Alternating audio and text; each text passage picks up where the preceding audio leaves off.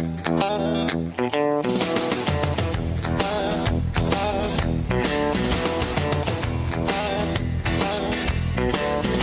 buenas tardes, ¿cómo están? Bienvenidos a Puntos de Vista. Gracias por acompañarnos en esta tarde-noche de martes. ¿Qué tal, Fer? ¿Cómo estás? Bien, Diego, ¿cómo te va? Muy bien, una jornada muy intensa en cuanto a la información política sobre todo, ¿eh? Sí, señor, nuevamente cruces bastante importantes, por así decirlo, en el Congreso.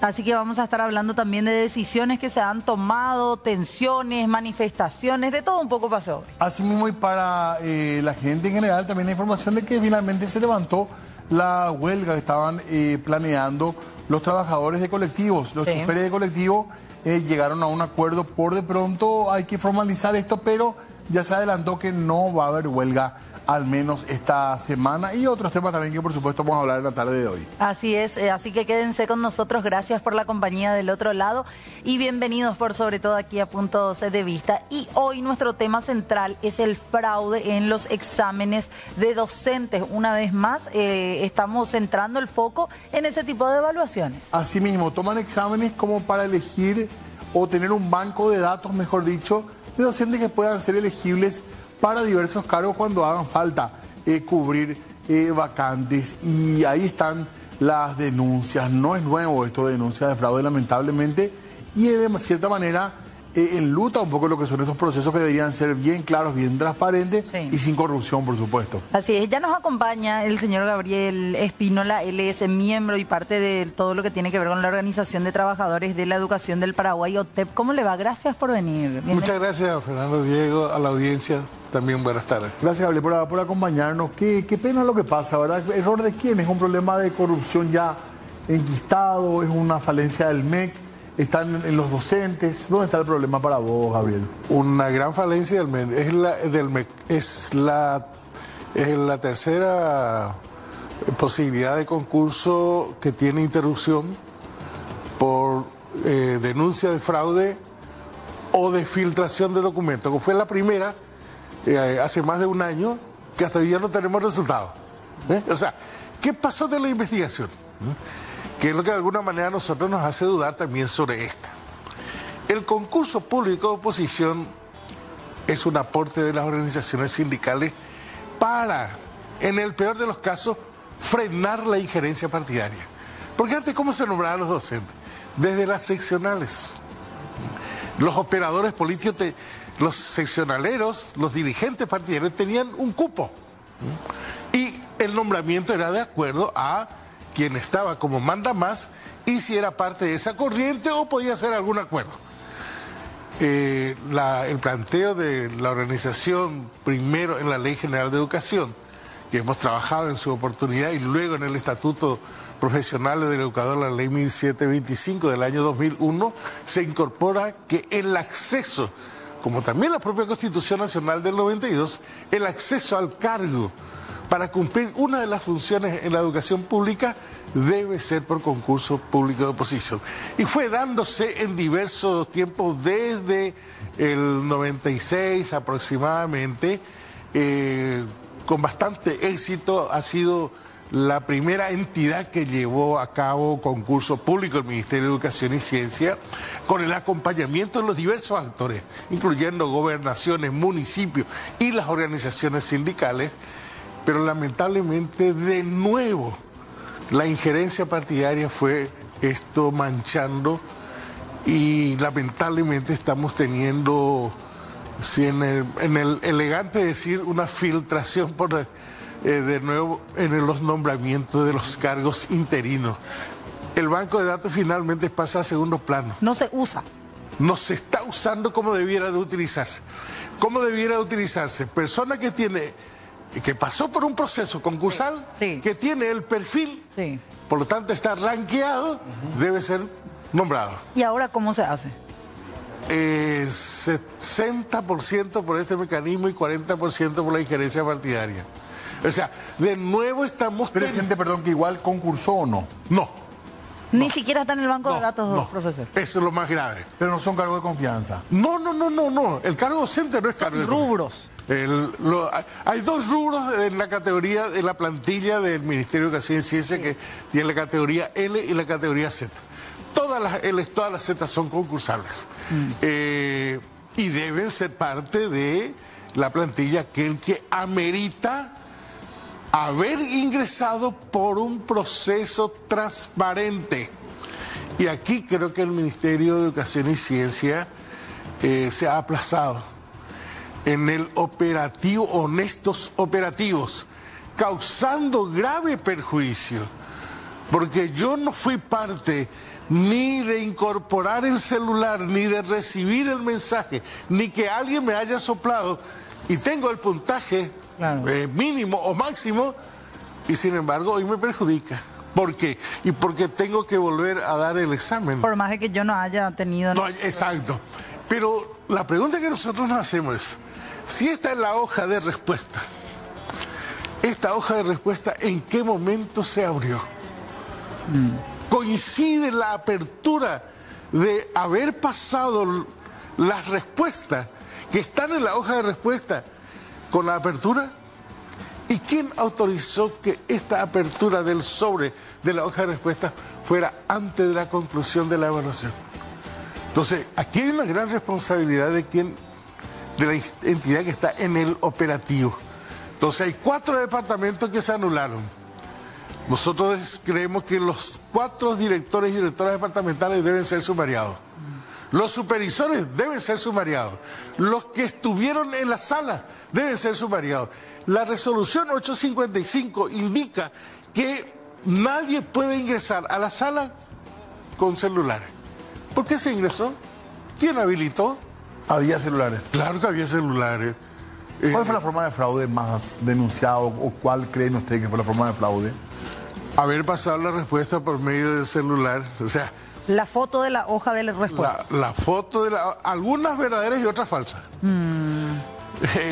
Por lo menos el ministro comenta de que alguien hizo la denuncia porque recibió la respuesta, pagó por la respuesta, pero no eran las verdaderas. O sea, hubo un doble fraude. Fue defraudado. Claro, le estafaron a la gente el que intentó hacer fraude fue defraudado.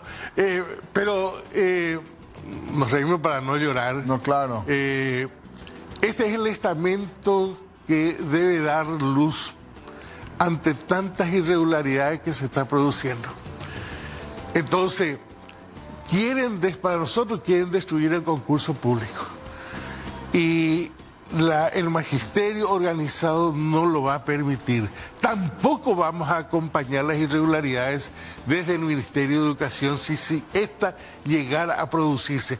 Irregularidades que en este caso, al no haberse publicado los resultados, yo en posesión de un buen examen no puedo reclamar porque no tengo los puntajes. O sea, hay un perjuicio. Creo que saldría más aventajados los que estuvieron con el fraude. Si no me pillaron y cometí el fraude, yo voy a volver a dar el examen. Pero cometí el fraude. Claro. Y ahora, profesor, pagaron por las respuestas. Hay un audio de un funcionario que dice claramente haber recibido unos 500.000 guaraníes por la respuesta y que esperaban 20 minutos antes del cierre, o sea, da todo el tiempo. Todos los detalles. Todos los detalles, pues se delata a sí mismo. Pero acá hay algo más grave a la par que usted denuncia. Usted habla también de que no se está utilizando el mecanismo de banco de datos como debería de ser. Eso es otro tema. Pero es paralelo a esto. Claro. Porque ¿qué desdibuja? Si yo soy el operador de fulano o mengano, voy al examen solo por una cuestión de apariencia. Claro. ¿Y cómo hacen para teñir esa práctica de legalidad, para arroparla como si fuera una práctica legal, el nombramiento de esa persona? No, el nombramiento de esa persona, si ingresaban ahora al banco de datos, se confirmaba. Tiene que ingresar al banco de datos. Pero usted decía, hay quienes pasan a recibir un rubro sin estar en el banco de datos. Claro, porque se los nombra de carácter interino. Es una desprecarización profesional el nombramiento de interinazgo por más de un año. Y esto se está produciendo lamentablemente en educación. Esto significa... Como un contrato, digamos, que van... Claro, o sea, llega el mes de diciembre, terminó el contrato. Sí. Te vuelven a nombrar por febrero, marzo, por allí a lo mejor tenés suerte. O directamente te sacan y se incorpora Y otro. ahí funciona mucho el sistema de apriete político también. Claro que sí, claro que sí.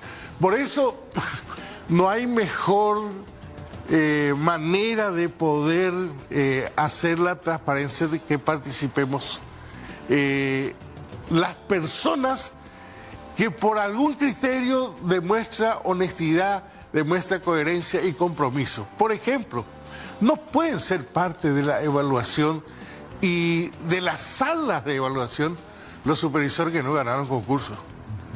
¿Qué autoridad? Y hay mucho de eso. Ah, sí, claro que sí. Inclusive con esta administración, lamentablemente. Inclusive con esta... ¿Cómo llegan al cargo? Por cuestiones partidarias. Pero nulo el nombramiento. No, lo nombran encargado de despacho. Entonces, tú estás con un rubro de docente. No te otorgan el rubro de supervisor. Te otorgan la función, el mandato de ser supervisor. ¿Eso qué te hace? A conectar con los políticos y los mandamases de la zona. Entonces, el tráfico se produce por ese mecanismo. Lo tenemos en línea ya, Gabriel, también al ministro de Educación. Queremos también consultarle un poco del tema que estamos hablando, Fer. Así es, ministro Luis Ramírez, ¿cómo le va? Gracias por atendernos. Estamos aquí con Diego, le saluda Fernanda. Hola Fernanda, hola Diego, hola Gabriel, un saludo para todos. Gracias, ministro, por atendernos. Estamos hablando del concurso y Gabriel está dando sus impresiones. ¿Dónde estuvo la falencia, ministro, para ustedes? ¿A quién, si hay que buscar responsables, quiénes son los responsables de este último fraude? Bueno, la verdad que hay un conjunto, ¿verdad?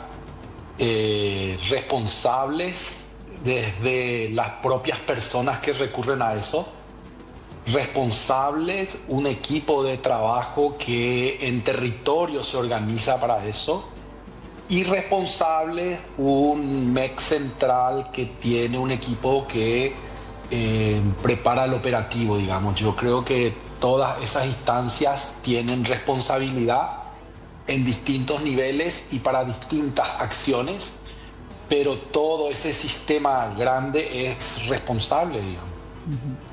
¿Cuántas personas fueron sumariadas hasta ahora? ¿Cuántas están en la mira, ministro?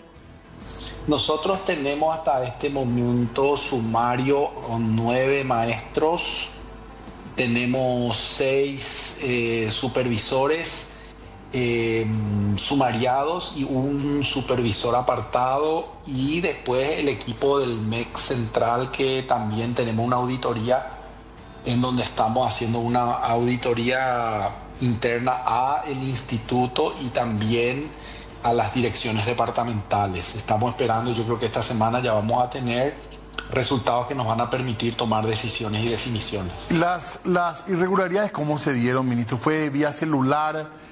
Acá nos estaban diciendo que se vendían por 500.000, que pasaban fotos, Así incluso es. algunos con resultados erróneos. ¿Ese fue el modus operandi, si hay que llamarlo de alguna manera? La verdad que fue muy variado según el departamento. Hay departamentos donde se recurrió a la fotografía, hay departamentos en donde incluso en una de las aulas irrumpió una persona a dictar. Eso consta en acta. Hay departamentos en donde las personas entraron con una papeleta. O sea, ha existido de todo, ¿verdad? De todo tipo. Perdón, ¿entró alguien a dictar respuesta al medio del examen? Sí, así mismo. ¿Quién le permitió? Se le sacó, se le apartó, igual esa persona estuvo, dictó, irrumpió. Por eso que es difícil en algún momento no tomar esa decisión de individualizar, porque en un momento que una persona entra y empieza a dictar, desnaturaliza todo. Independientemente de que sea cierto, no sea cierto, sea correcto, no sea correcto lo que dictó, desnaturaliza el proceso. Y ahí tenemos intervención donde se dividió la biblioteca en dos, digamos. Personas que, siendo un equipo de interventores, la mitad de ese equipo interventor tomó una determinación y la otra mitad no. Entonces fue muy complejo, muy complicado. Por eso yo decía culpables o responsables. La verdad que hasta ahora responsables muchos, y culpables estamos viendo, estamos haciendo un debido proceso también para no incurrir en alguna injusticia. Gabriel, usted decía, para que lo escuche también el ministro, ¿por qué el Ministerio de Educación, usted dice, se aplazó con estos exámenes? Porque es el tercer operativo en que o se filtra, o se vende, o inclusive instituciones privadas de formación docente en el operativo para ingresar a formación docente, sí, estuvo plagada de irregularidad. Entonces, o no están sabiendo organizar, o al ministro le están poniendo... Usted dice, usted dice, es un boicot para poder también... Eliminar el concurso. Eliminar el concurso. Claro. Ministro, ¿usted qué opina de eso? Y yo coincido con Gabriel en eso, de que esto es algo que a la gente de alguna manera no le gusta, el concurso, y hay un grupo muy grande que se siente molesto con el concurso. Eso es una realidad. Y donde no coincido en decir que esto es una novedad.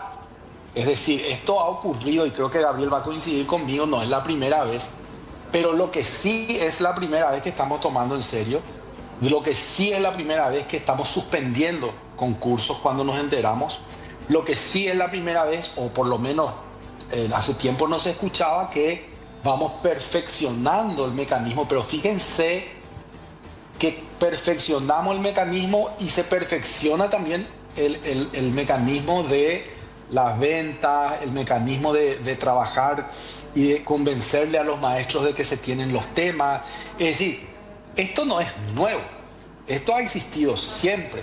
Y lo que sí es importante destacar, que justamente yo en ese sentido me siento muy agradecido con los gremios, con Gabriel, con Estela, con Edith y con todos los que apoyaron, que todos estamos en algo que es muy importante, en defender la educación. Defender la educación, nosotros sabemos que esto nos va a costar, nosotros sabemos que este es un punto fuerte, sabemos que es un punto estratégico y que tenemos que seguir mejorando, pero fíjense que este es un operativo mucho más sofisticado que el que había cuando yo llegué. Igual se vulnera, porque es difícil cuando hay todo un equipo de personas, y en esto yo no generalizo y no digo todos los maestros, hay un equipo de personas que vive de generar una estafa a los maestros, porque en muchos casos se ha vendido el tema siendo absolutamente falso, ¿verdad? Entonces, fíjense todo lo que se produce y cómo hay una cultura de lo irregular en torno a los exámenes vinculados a la educación. Yo creo que ese es el mensaje más triste que tenemos por un lado, pero lo otro es que sí, estamos trabajando para generar un sistema cada vez más sofisticado, que cada vez tenga menos dificultades, y estamos en un proceso que, como bien dice Gabriel, tuvo sus errores y que tenemos que seguir mejorando, porque en realidad lo que nosotros apuntamos es a defender el proceso de examen. Sin estos procesos de examen la educación no está asegurada. No, claro, creo que nadie va a discutir la importancia de esto. Y antes de continuar con la parte del fraude, donde no hubo fraude, ¿cómo son los resultados? Son muy difíciles estos exámenes para que generen también esta especie así de locura por conseguir los temas, o son exámenes que no debería tener problema un docente formado en pasar y simplemente obtener mejor o peor nota. No solo es que no son difíciles, sino que están los modelos en la página del MEC para que el maestro practique. Entonces existe todo un mecanismo para que ellos se formen, estudien. Yo creo que muchos lo han hecho, muchos. Siempre hay gente que elige atajos y que se deja engañar por este tipo de situaciones que al final, en los concursos que hemos hecho como 20, en todos han terminado mal. No les ha servido, digamos, ¿verdad? Y yo creo que eso es lo que tenemos que seguir velando.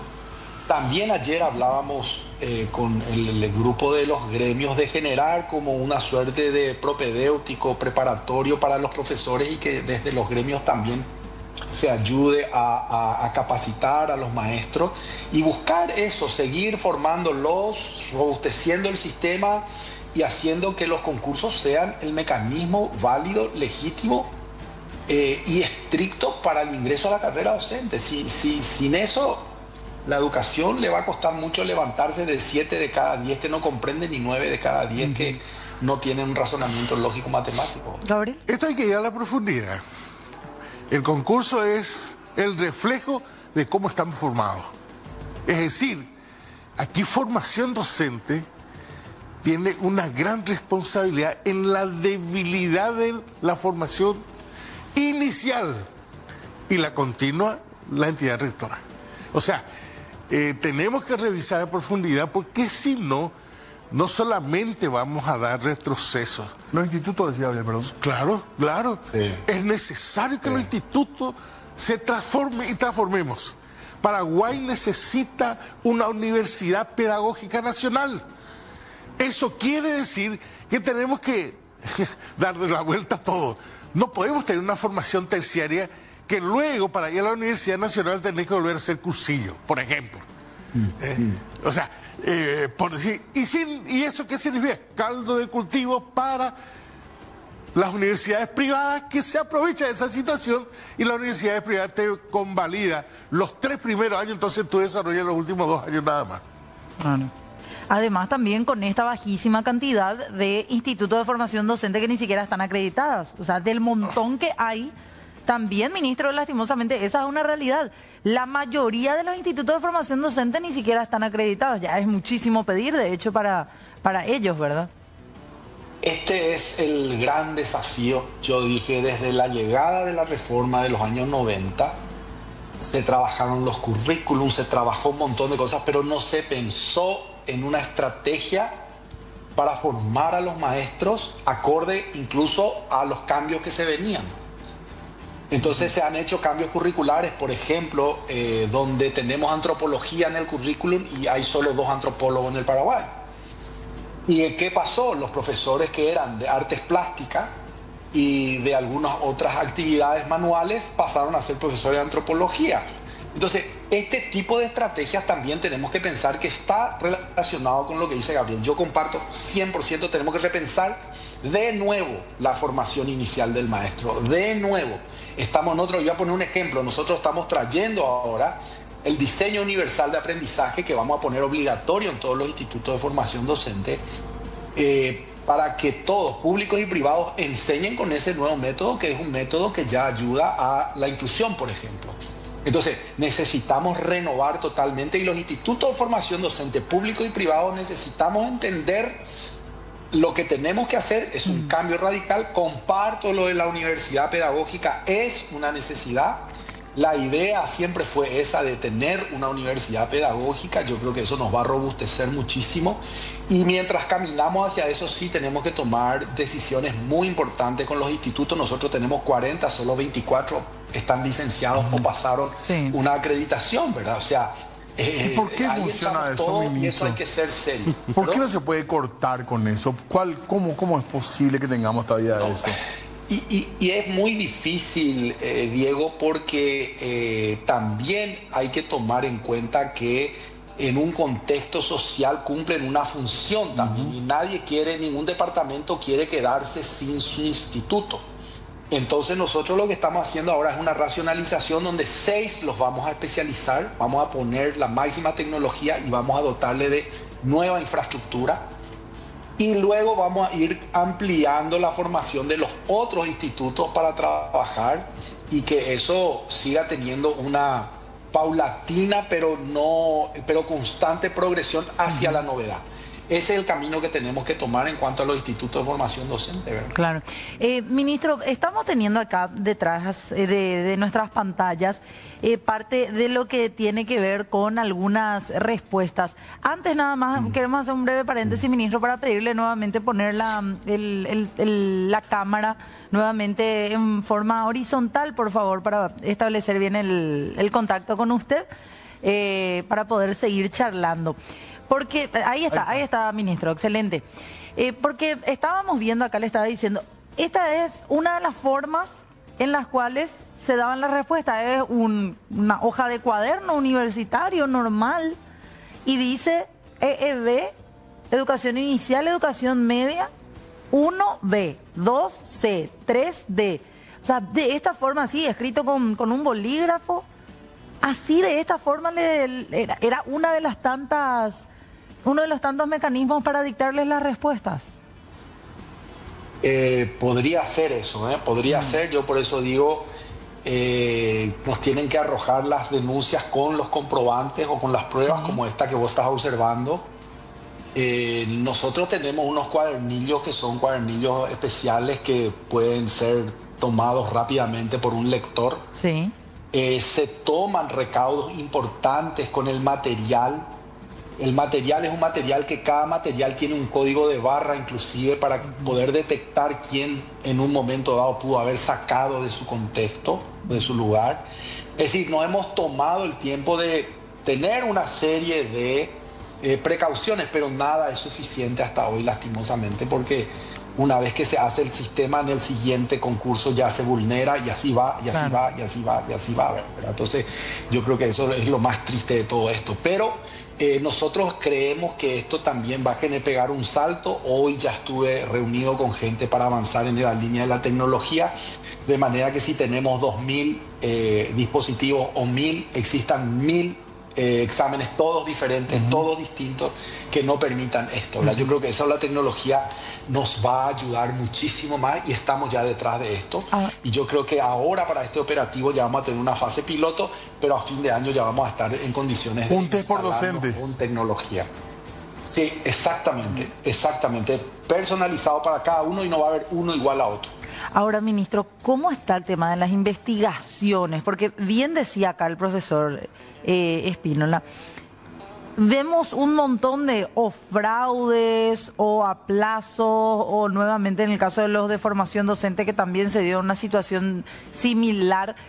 ¿Cómo avanzan las investigaciones? Porque el ruido está cuando el examen se anula, se vuelve a rendir, se vuelve a tomar en otro día, en otra semana. Y pareciera que nos calmamos todos cuando escuchamos, van a volver a rendir los docentes. Y la investigación para sacar a esas personas del Ministerio de Educación o de cualquier área que esté involucrada, ¿cómo avanza? ¿Avanza realmente, ministro? Es un proceso que avanza muy lento. Es un proceso, yo le contaba a los compañeros de los gremios que estuve hace un mes atrás con el fiscal general y armamos un equipo técnico para darle celeridad a los casos que van a la fiscalía, porque nosotros normalmente ya mandábamos a la fiscalía, ahora vamos a hacer al revés. Vamos a hacer un sumario administrativo, vamos a tomar una decisión administrativa y con ese resultado vamos a mandar a la fiscalía. De manera que ya exista una acción, porque si no los procesos se dilatan y resulta que la persona que a lo mejor cometió una irregularidad está tranquila en un lugar, en una oficina, sentado, sin hacer nada, esperando que el juicio continúe o se desarrolle, y eso puede llevar 5 o 6 años. De paso, también le generamos un daño al sistema, porque esa persona que tenía un trabajo y que ocupaba un espacio, otra persona tiene que venir y tenemos que volver a pagar 2 veces por una misma situación. Realmente no tener respuestas rápidas es un problema grave para la educación. Por lo tanto, nosotros estamos detrás de poder darle celeridad y ahora le vamos a dar celeridad porque nosotros vamos a hacer primero el juicio o el proceso y con ese sumario, a resulta de ese sumario, haremos la denuncia. ¿Y el docente que hizo fraude, ministro, qué pasa con él? ¿Puede seguir concursando? Se tiene que ver cuál es el causal. Muchas veces no siempre se puede tomar la máxima sanción. A veces, según la culpabilidad que se encuentre, hay niveles de sanción, suspensión, suspensión sin goces de sueldo. No siempre se llega a la máxima y drástica determinación de quitarlos del circuito, aunque podría darse en el caso de que existan suficientes pruebas, ¿verdad? Entonces, ese es el proceso. Sí. Aparte de lo que afecta, digamos, al proceso, también yo creo que desde los gremios, supongo que también desde el gobierno, desde el Ministerio Seguro, se busca, ¿verdad?, que no se tenga más esa imagen del profesor o la profesora, el burro, el que no entiende, al contrario, ¿verdad? Dignificar el cargo es básico para que el proceso de educación esté apreciado en la sociedad, que sea el docente lo que realmente es, ¿verdad? Socialmente demasiado importante, le hemos visto hasta en hechos de violencia contra los niños, el rol que juegan en las comunidades, pero para eso tiene que haber, ¿verdad?, un marco de respeto que hoy cuesta mucho por lo visto, ministro. Estamos hablando de algo muy grave y que me imagino que para ustedes es frustrante también. Yo ahí quiero hacer dos comentarios. Primero decir que no generalizar, digamos, no decir los docentes, porque hay maestros fantásticos, Sí. hay buenos maestros, hay maestros que se están ocupando. Es más, hay maestros que han denunciado, los maestros denunciaron esta situación. Entonces yo creo que generalizar en el caso de los docentes es complicado, ¿no? Yo no quiero generalizar, pero sí quiero que podamos individualizar. Y ahí yo sí estoy de acuerdo, y creo que todos estamos de acuerdo en que tenemos que poner estos temas estructurales. Nosotros, yo digo, siempre hay temas coyunturales y estructurales, y de los estructurales tenemos que preocuparnos. Y aquí hay tema estructural, es el concurso. Un tema estructural es la transformación total de los institutos de formación docente. Temas estructurales están vinculados a la carrera docente, que es un desafío enorme que tenemos que terminar este año. Y eso es lo que tenemos que apuntalar y tenemos que buscar y tenemos que seguir. Esa es la garantía de ir renovando todo un sistema que tiene un aspecto y que tiene un grupo de personas que vive de que el sistema no funcione, o que funcione de una manera que no está la pedagogía en el centro. No está el aprendizaje en el centro, no está que los niños mejoren, están otras dinámicas en el centro, ¿verdad? Entonces, de ahí es donde tenemos que cambiar, tenemos que mudar esa dinámica, y ahí yo siento que sí estamos en sintonía con muchísimos. Por ejemplo, con todos los gremios con los que estamos trabajando, estamos en sintonía en esa dirección, ¿verdad? Después algunos tienen un matiz más exigente que otros, y eso me parece normal de acuerdo a la naturaleza de cada uno. Pero estamos en la misma línea, estamos en la dirección de decir, vamos a defender el magisterio, vamos a defender los maestros, y vamos a defender poniendo los mejores. ¿Y Gabriel? No, nosotros queremos agregar a eso que está en manos del ministro y sus diferentes estamentos colocar la mayor de las trabas a la injerencia partidaria. El peor de los males que tenemos con la corrupción es de a dos. Claro. O sea, sí o sí. Entonces, ¿dónde se genera esto? En una cultura como la paraguaya, parcial, no toda la cultura paraguaya, está muy corrompida. Pero desde la educación y las autoridades, si no colocan freno a esto, va a seguir ocurriendo. Nosotros vamos a ser celosos custodios de la transparencia, celoso custodio del proceso de selección por concurso público, y celoso custodio de lo que tiene que ser una carrera que dignifique a la profesión docente, para que no solamente los maestros sean tenidos en cuenta, sino que el resultado del trabajo docente veamos en ciudadanía tomando decisiones correctas para el devenir de nuestra patria. Gabriel, usted decía, y me gustaría, por favor, ahora que lo está escuchando el ministro, que reitere, porque me parece y me sigue pareciendo también grave lo del fraude de estos exámenes, pero además esa injerencia política que usted menciona se ve en la colocación de docentes en cargos de interinazgo, decía usted. Claro, el ministro lo sabe. Sí. Nosotros hemos revertido nombramientos porque lo denunciamos de manera directa en el Guairá. Se nombraron en la zona de Ñumí personas que no tenían el perfil, no estaban en el banco de datos, demostramos eso, se lo sacó. Pero ustedes dicen, hay más. Claro, o sea, pero claro que lo hay, bueno, nosotros claro. No son dos operadores nomás en el Paraguay. Esto sucede en San Pedro, continúa sucediendo en Guairá, en Carapeguá. Estamos teniendo situación como esta y no estamos teniendo la respuesta de revertir estas situaciones. Ministro, sobre eso. Sí, cuando yo llegué teníamos 8.200 interinos, 7.000 entraron por concurso. Nos quedan 1.200, sí, como dice Gabriel, todavía hay mucho, pero estamos trabajando para eso. Y lo bueno en este caso es que lo estamos haciendo y estamos dando respuesta. Todavía falta. Y bueno, es un sistema enorme, con mucha gente, de muchos años, y una dinámica, porque Gabriel hablaba de cultura, se forma una cultura que es muy difícil, de muchos años, es muy difícil revertir en 2 años. Pero lo que sí tenemos que mirar en 2 años es la tendencia y las acciones que estamos haciendo para revertir. Y eso yo creo que lo estamos haciendo. Una prueba es lo que les estoy diciendo, de 8.200 que había interinos 7.000 entraron por concurso y seguimos sumando y seguimos ajustando. Y vamos a seguir porque ahí hay una cuestión que es básica, que es banco de datos y que tenga perfil. Es todo lo que nosotros, y va a poder preguntarle a cualquiera en la República del Paraguay, sean políticos, sean asistentes o trabajadores sociales, sean dirigentes gremiales, sean dirigentes barriales, el esquema es banco de datos y que tengan perfil. Ese es el seguro que le podemos poner a la educación y comparto 100% que vamos a seguir trabajando en esa dirección. Y donde falta ajustar, iremos ajustando, pero la disposición nuestra es firme y decidida y definitiva con esto. No, nosotros requerimos, ministro, y esperamos su compromiso público. Los 4 departamentos que se anularon este concurso, estas 4 direcciones departamentales deben ser sumariadas, ministro. Sí, nosotros estamos ya en eso es así. Yo comparto plenamente. Y les voy a decir algo para poner una analogía nomás que yo decía también ayer. En el fútbol, cuando un entrenador pierde 3 partidos seguidos, se va. No importa si él jugó o no jugó el partido, que generalmente un técnico no juega. Claro.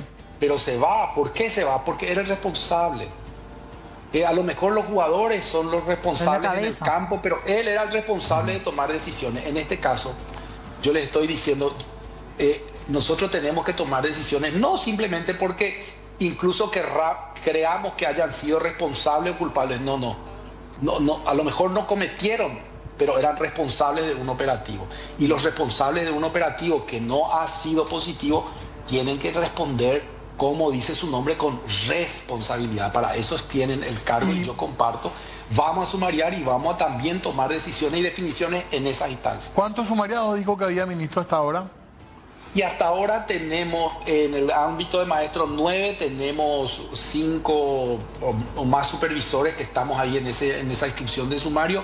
Y también hemos instruido sumario, auditoría interna en el Instituto de Evaluación y también en lo que acaba de señalar Gabriel, que son las 4 direcciones departamentales donde vamos a tomar. Incluso hay una dirección más que estamos ya en este momento haciendo auditoría. Sí. Falta muchos docentes todavía para llenar cargos, digamos. Lo que pasa es que es muy dinámico, eso ahí Gabriel le va a explicar mejor, pero es muy dinámico. Ahora tenemos gente que se jubila y que sale del sistema y permanentemente tenemos más. Pero de nuevos cargos, yo, ministro. De nuevos rubros, ¿cómo? De rubros donde no hay todavía, de nuevos cargos, yo pensando un poco en el 2026 nomás. No, por suerte todavía tenemos gente en el banco de datos de la prueba anterior y ahora tenemos gente del banco de datos que pasó el primer concurso. Los 2 departamentos que pasaron también ahora en este segundo operativo. El tercer operativo se va a hacer el 17 tranquilamente y queremos que este operativo que quedó trancado en 4 gobernaciones o departamentos lo podamos a finales de noviembre, quizás primeros días de diciembre, tener de nuevo la posibilidad de tomarlo y llegar con un banco robustecido para el año que viene. Yo no creo que hagan falta, creo que tenemos suficientes maestros. ¿Aproximadamente cuántos docentes entran por cada departamento al banco de datos? Y eso es muy difícil que te pueda decir ahora, pero más o menos el 20%, 25%.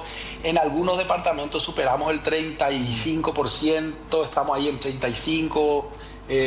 No es un número todavía muy elevado, pero vamos mejorando de los primeros concursos que hicimos. Ministro, usted decía, acá hay gente que evidentemente no le gusta la prueba, no le gusta el banco de datos. Es más o menos también lo mismo que apuntaba aquí Gabriel Espínola.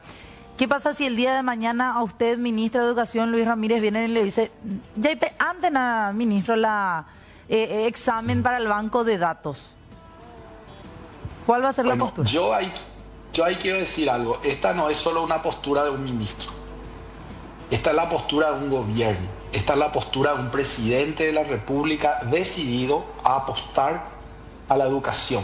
Y lo hizo desde el primer día y lo hizo generando primero los recursos para que podamos cumplir con una deuda histórica con los maestros.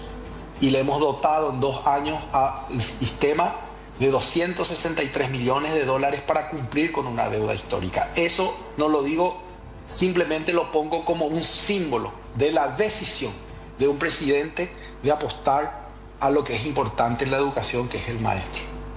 Entonces, haciendo esa inversión y haciendo este esfuerzo por la convicción que tenemos como gobierno nacional de trabajar la educación para el desarrollo del país y los maestros como eje, yo no creo que eso tenga hoy un cambio. Esta decisión que estamos tomando no es una decisión única, arbitraria de un ministro, es la decisión de un esquema de trabajo de un gobierno que entiende que la educación es su centro o uno de sus puntos más centrales e importantes. Yo por eso decía, para estar en este cargo de ministro es muy importante tener la dirección y la conducción y la convicción de un presidente de la República, que es lo que yo encuentro en el presidente Santiago Peña, ¿verdad? Sí, Gabriel, no sé si hay algo más que quiere decir el ministro, porque estamos cerrando la entrevista.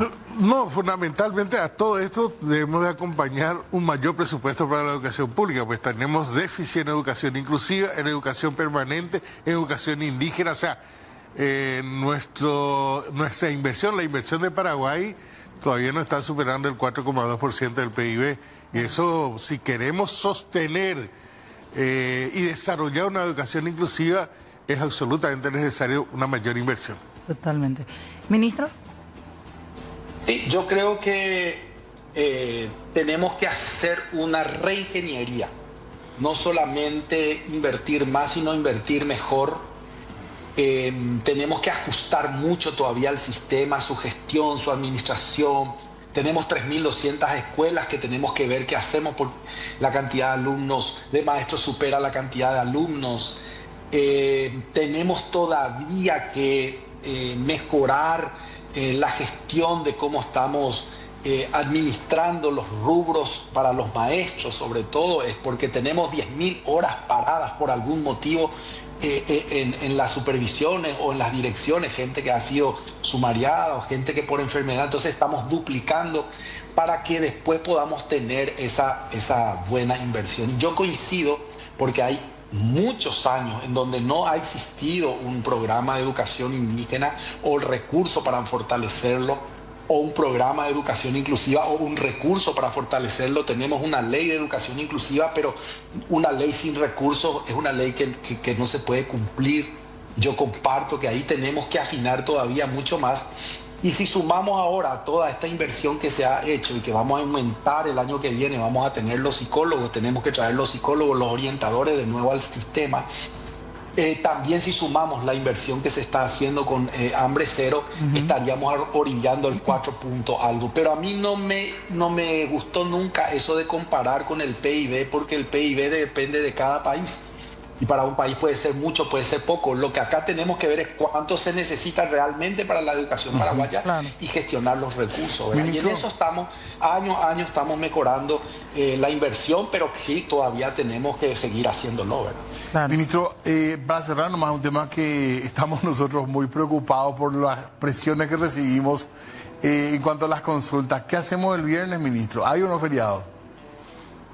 Y eso está en manos del presidente de la República, ¿verdad? Que es quien tiene su prerrogativa, digamos, ¿verdad? Y bueno, hasta ahora nosotros seguimos con una actividad normal. Ojalá Paraguay nos dé esa tremenda alegría. ¿A los padres, a los docentes les decimos que se preparen para ir bien al colegio o esto se va a decidir sobre última hora o hay posibilidad de que ya se hable antes de lo que, por un poco de previsibilidad nomás pregunto?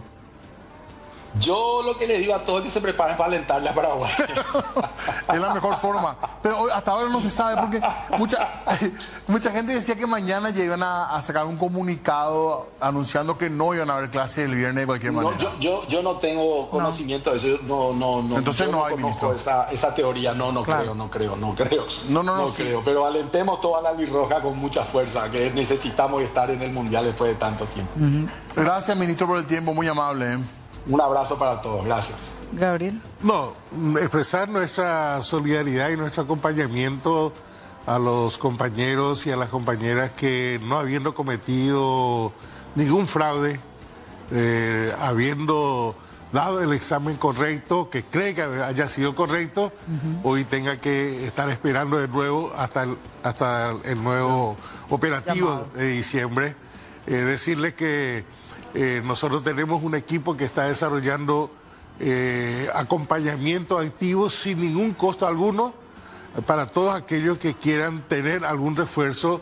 Estamos con esa tarea con ellos. Espectacular. Gracias, Gabriel. Muy bien, Muy amable, gracias. Muy amables. Tenemos que hacer una pausa. Breve corte, volvemos enseguida nosotros. El calvario de esta gente empezó en el año 2008. Te digo, voy a estar inocente como un garro, una cosa, ¿sabes? Ya te digo, te voy a coger.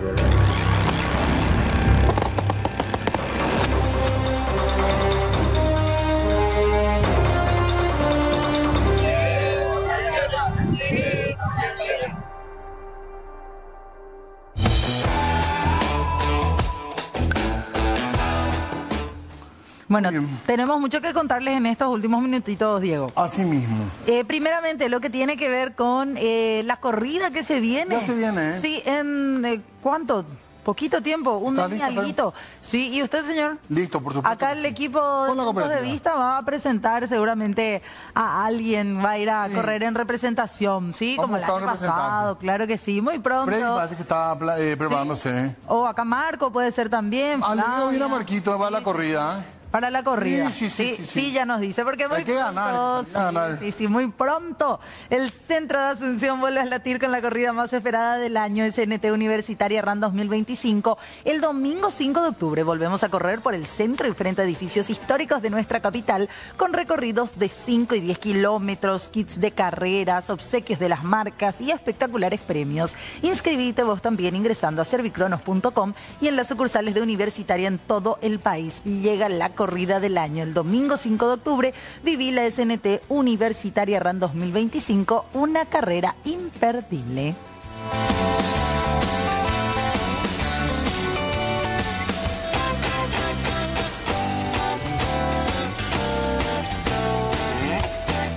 Y atención con esto porque tenemos un pedido de sangre, queremos compartir con ustedes, buscando por supuesto gente solidaria que pueda donar sangre. En este caso necesitamos donadores de sangre tipo 0 positivo. A nombre de María Fernanda González Galeano, el número de cédula es 3.628.328. Se adjuntan, dice también, fotografías acá con el dato en cuanto a los lugares de donación, también los requisitos, pero esto se puede donar en los centros habilitados, como por ejemplo el Centro Nacional de Servicios de Sangre, de lunes a viernes de 6 a 18, sábados y domingos, feriados también, de 7 de la mañana a 17. Reiteramos entonces, sangre tipo 0 positivo a nombre de María Fernanda González Galeano.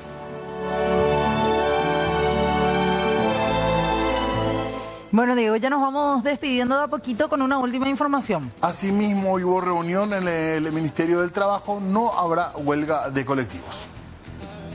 Queremos comunicar a la ciudadanía de que gracias a la madurez de los presentes se ha llegado a la decisión de la no realización de la medida de fuerza. Vamos a tener servicio de transporte normal los días 3 y 4 de septiembre de este año, más todavía que tenemos próximo el partido de la selección paraguaya, donde también no podemos sustraernos a eso. Se ha llegado a un acuerdo que consiste en los siguientes puntos. Punto 1, en virtud a la decisión de las comisiones del Senado de solicitar la postergación del tratamiento del proyecto de ley de la reforma del transporte. 2, la conformación de una mesa de trabajo a fin de proseguir con el diálogo para la búsqueda de acuerdos que satisfagan a las partes, tomando en cuenta los puntos planteados por el sector sindical. 3, articular mecanismos que permitan una participación efectiva del sector de transporte, de los usuarios, del sector trabajador, de los usuarios y de los empresarios en la Comisión Interinstitucional de Transporte. 4, los representantes de los trabajadores hacen entrega en este acto de sus propuestas a fin de ser considerados. Se adjunta y forma parte del presente acto. Esta decisión de la no realización de la medida de fuerza prevista inicialmente para el 3 y el 4 de septiembre va a ser formalizado por el Congreso Unitario de Trabajadores del Transporte de ambas federaciones, que se realizará mañana para poder tener la formalización legal respectiva.